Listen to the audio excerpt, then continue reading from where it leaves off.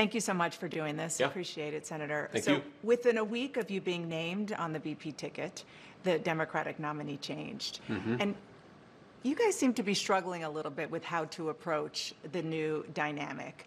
How are you approaching your new opponent and the new ticket? Yeah, well, I think it's pretty straightforward, actually. We're running against a set of policies that I think have failed the American people, and we're running to a set of policies, President Trump's 4 years in office, that I think really succeeded for the American people. And I think that what's different about it, and you're right, Dana, it is different, but what's different about it is that we're running against a different person who a lot of Americans just don't know. And so I think we have to remind people that President Trump delivered lower prices, lower inflation, a prosperous and peaceful world, and also a secure border. And Kamala Harris's policies have produced the exact opposite. Now, that was an easier case to make when Joe Biden was in there because people associate Joe Biden with the policies. But I think Kamala Harris clearly owns the policies of the Biden-Harris administration, especially when we consider the fact that, as we've all learned over the last few months, Joe Biden clearly isn't capable of doing the job. And so I think that drives home that Kamala Harris really has been the one calling the shots. I mean, how could she not? I think Joe Biden doesn't really know where he is. Kamala Harris has been calling the shots. As who? Well, I think she has to have been, right? Because if she's not calling the shots, Dana, then who is? And I do think it drives home something that's fundamentally dishonest about the way that Vice President Harris and also a lot of senior Democrats have approached this. If you remember, for months, even years, the argument was that Joe Biden was sharp, he could clearly do the job, and the minute that he performed poorly in that debate and he became political dead weight, you have Kamala Harris and everybody else trying to throw him overboard. But I think the more troubling question is, why did so many senior Democrats, including the vice president, cover for him? And if Joe Biden wasn't capable of doing the job, as even a lot of Democrats say now, was Kamala Harris in charge or was somebody else in charge? And that's a real issue. There's no evidence that Kamala Harris threw him overboard. But I want to move on to something that Governor Walz has called you and Donald Trump, and that is weird. Sure. And it is taken off. The New York Times reports that when Donald Trump was asked about it, he said, "Not me, they're talking about JD." Well, certainly they've levied that charge against me more than anybody else, but I think that it drives home how they're trying to distract from their own policy failures. I mean, look, this is fundamentally schoolyard bully stuff. They can accuse me of whatever they want to accuse me of. As Harry S. Truman once said, if you can't take the heat, stay out of the kitchen. And I'm doing this because I think that me being vice president will help improve people's lives. So I accept their attacks, but I think that it is a little bit of projection, Dana. If you think about just take a couple of days ago. Tim Walz gives this big speech. He's been announced as the VP nominee. And I remember when I had just been announced as the VP nominee, I gave my big speech, and I saw my wife, and I gave her a big hug and a kiss because I love my wife, and I think that's what a normal person does. Tim Walz gave his wife a nice, firm Midwestern handshake and then tried to sort of awkwardly correct for it. So I think that what it is two people, Kamala Harris and Tim Walz, who aren't comfortable in their own skin because they aren't comfortable with their policy positions for the American people. And so they're name-calling instead of actually telling the American people how they're going to make their lives better. I think that's weird, Dana, but look, they can call me whatever they want to. You're saying Tim Walz doesn't have affection for his wife? I don't even understand that. I said that he acted weird, which he did, on a national stage in front of his wife and in front of millions of Americans who presumably were watching at home. And I think that it's projection, Dana. Look, I think this election should be about who's going to solve the inflation crisis, who's going to make groceries and housing more affordable, who's going to secure that southern border. Kamala Harris's record is that she supported all of the policies that made that problem worse, Dana. We're trying to say we're going to take the country in a different direction. I really think that it's important to point this out, Dana. Their entire campaign has not been about, here's our policy for how we're going to make your life better, or here's what's wrong with Donald Trump and J.D. Vance's policies. We're going to name call and hope that you don't notice that we don't have an agenda. That is the entire Democrat approach to this election. They have done both. They have both policies, and they are trying to define you as well. If you go to Kamala Harris's campaign page right now, they still don't have a policy. Well, let's talk about policy positions about what they're going to do. I think that's really insulting to Americans. You started out talking about the policies in this interview, but you have been on the campaign trail questioning Tim Walz's military record.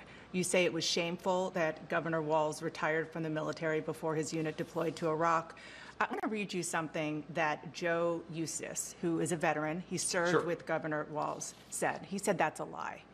He said he was as good a soldier as you'll find.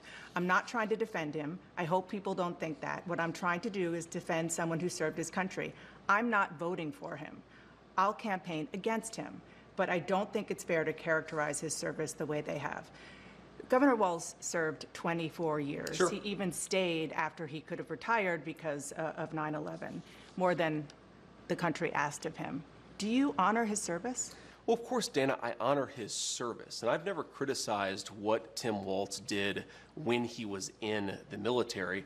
I criticized his retirement decision, and most importantly, Dana, I criticized his lying about his own record, okay? This is a guy who was captured on video saying, I carried a gun in war. He never went to war. This is a guy who's been captured on video. As other people say, he's an Afghanistan veteran. He's a veteran of a war, nodding along in agreement instead of saying, no, no, no, I did serve my country and I did it honorably, but I never went to a war zone. I'm not criticizing Tim Walz's service. I'm criticizing the fact that he lied about his service for political gain, Dana. Now, I served in the United States Marine Corps, and you know this. And look, there are a lot of things that I'm proud about. I've never lied about what I did or overstated it because it would be beneficial to me in an election. I think that's what Tim Walz did. That's what I was criticizing. And yes, I do think it's scandalous behavior. You talked about one of the things that he said, weapons of war. He was talking in a campaign stop about, he was trying to talk about gun control. Sure. And he said, weapons of war I carried in war.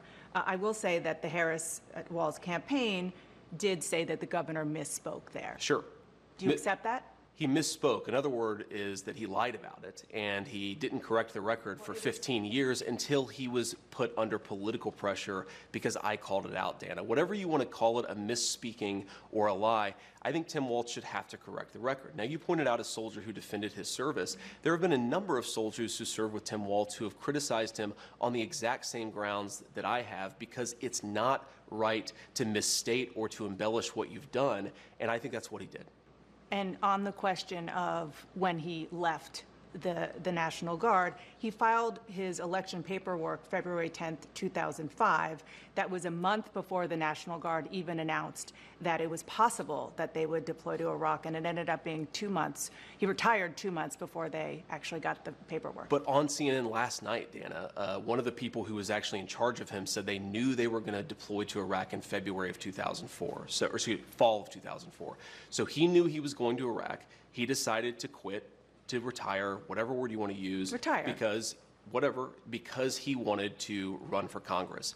He lied about that. He said that when he decided to retire, he did not know that he was going to Iraq. That is another untruth, as even his senior military officer said. So again, I'm not criticizing the service. I'm criticizing the dishonesty. Dishonesty spoken in favor and for the purpose of political benefit. And I think that the most important thing here, Dana, is it goes to Kamala Harris's judgment.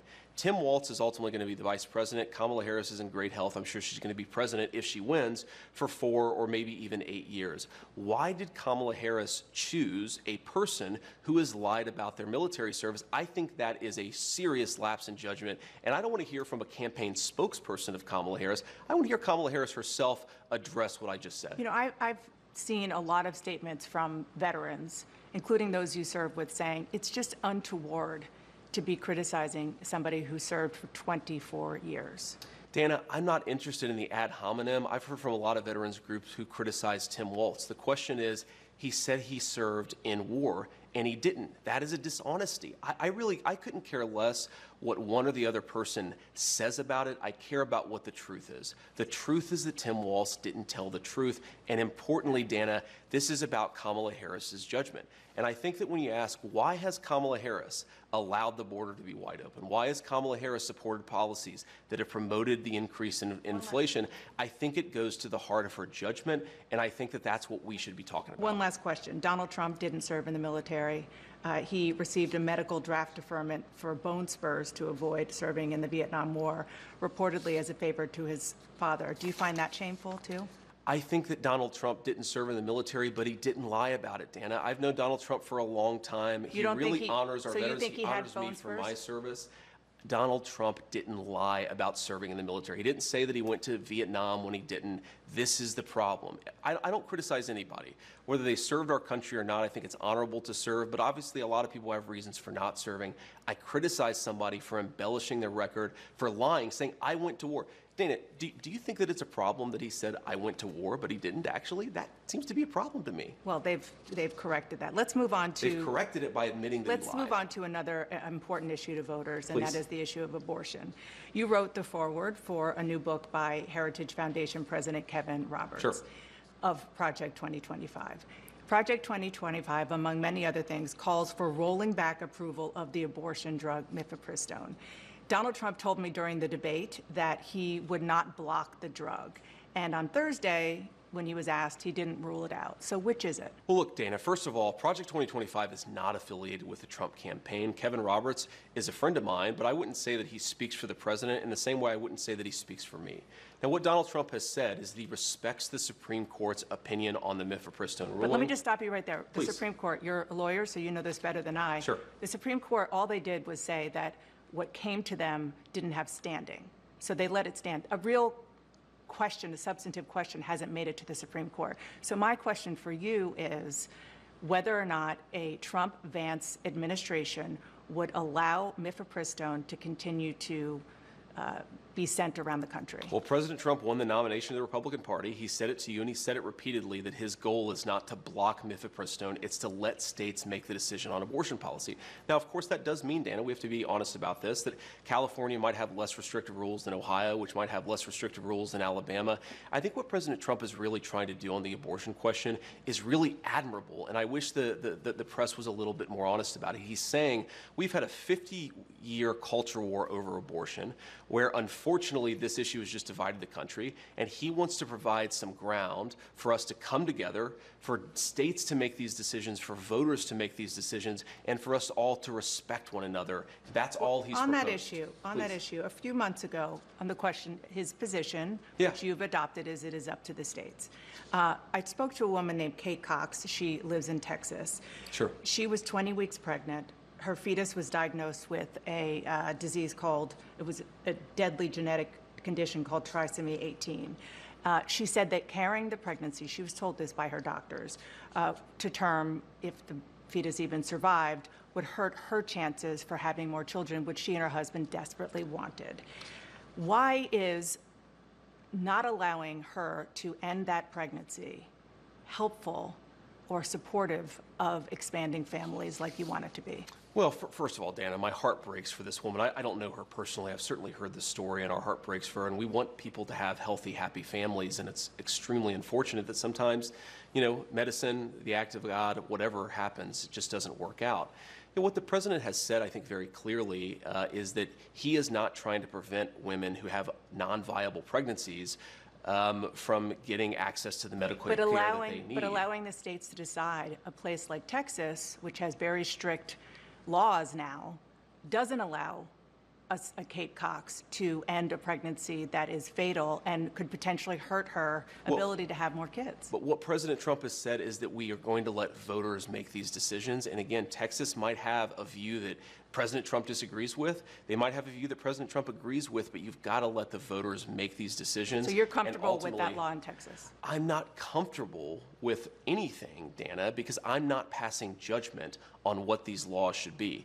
You ask me my own personal view. I campaigned against an Ohio referendum, but I think that we have to let voters decide. And when they speak their mind, you have to be respectful. Agree or disagree with whatever voters decide, they're going to make these decisions.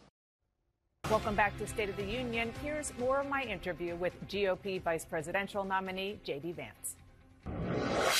John King is doing a project talking to voters all over swing states. He talked to Republican voters in the critical swing state, must-win, I would say, swing state of Pennsylvania. Of course. One of them, Carol Carty, said she was almost a childless dog lady because she didn't happen to meet the right person until she was 40 years old. Another, Joan London, was offended that you don't think she has a stake in the future of the country because she doesn't have children. What do you say to key voters like that, Republicans, swing voters, who are put off by your views? Well, what I would say, Dana, is if you look at what I said in context, the Harris campaign has frankly lied about what I actually said.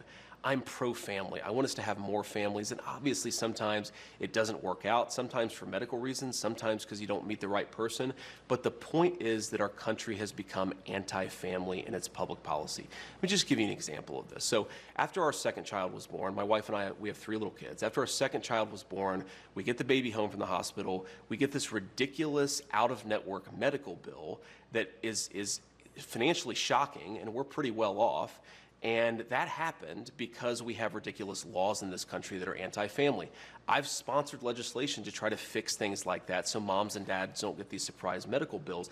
I think it's important for us to be pro-family. That's all that I've ever said. If you want to be pro-family, I want to, because you do criticize, as you just did, the Democratic Party for being anti-family. I do. You called out Kamala Harris and Pete Buttigieg in particular.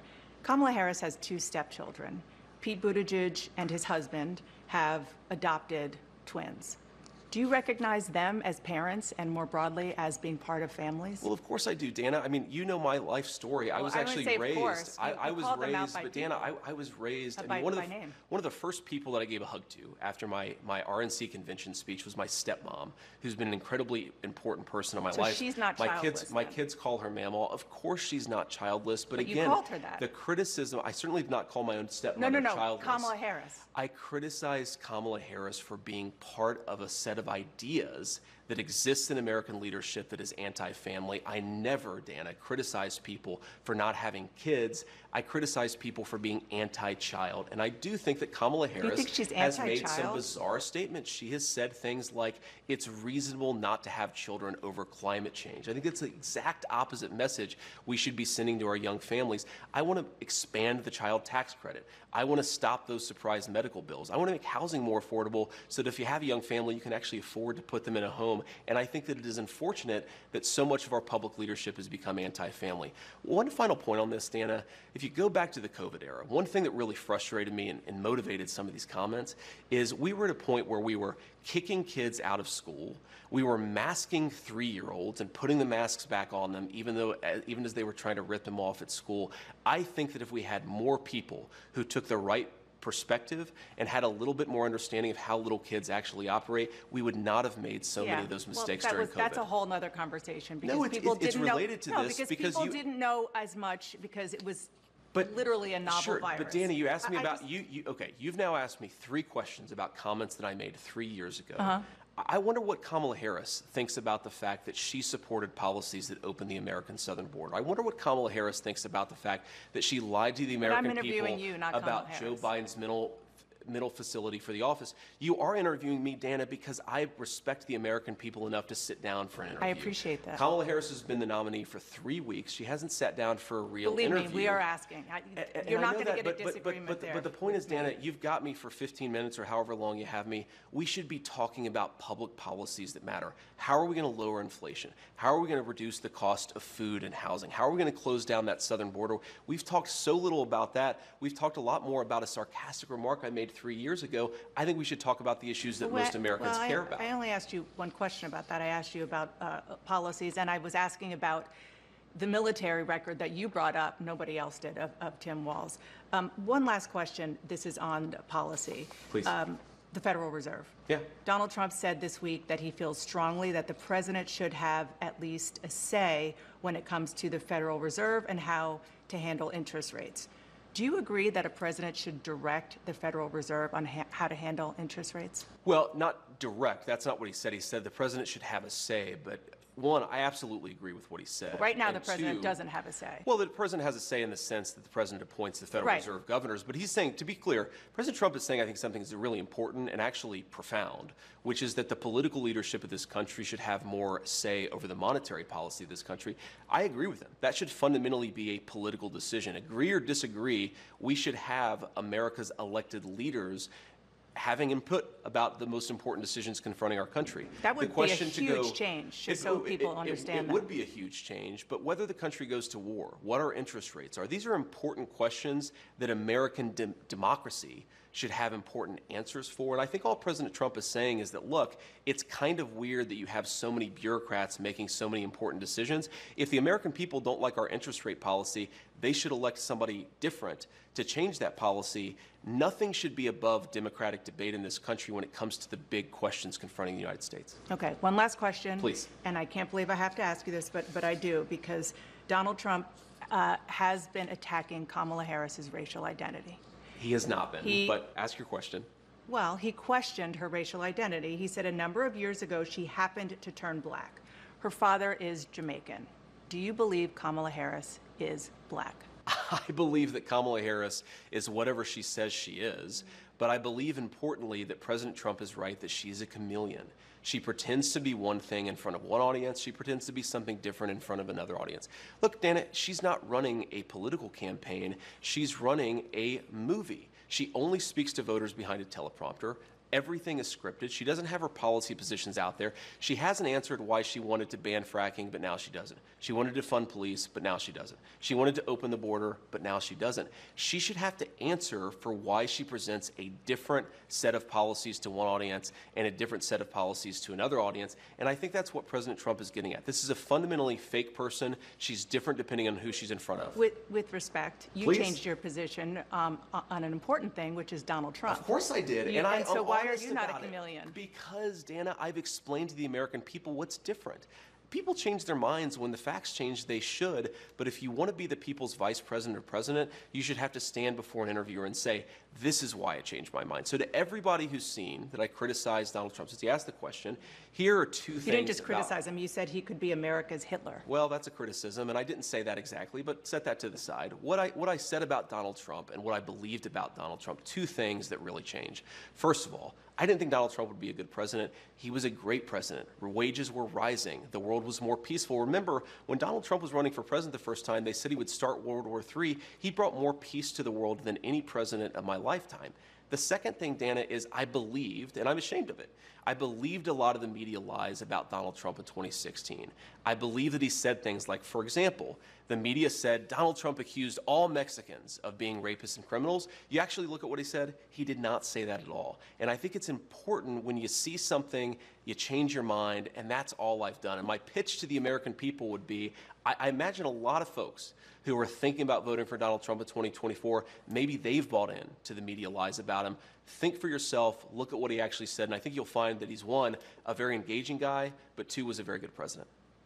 There aren't media lies. We play him and we let him speak for himself, and so people are getting exactly. I'm not accusing you of lying, no, I know, Dana. You know I like you, but no, the media you're lies not. from time to time I know you're about not, Donald but Trump. people hear him for himself. Last question. Please. Are you going to debate Tim Walz? Of course. I want to debate Tim Walz. I think it's important, and I think that it goes to a very fundamental difference between the Trump-Vance ticket and our opposition. We believe in talking to the media. We believe in answering questions. We believe in debating. I think it's really important. I mean, look, I'm asking the American people to make me their vice president. It's really important to stand before the American people to make that case, and I'm going to keep on doing it in whatever forum I get the opportunity. We look forward to it. Thank you so much for Dana. sitting down and taking my questions. Of course. Thank you for coming here.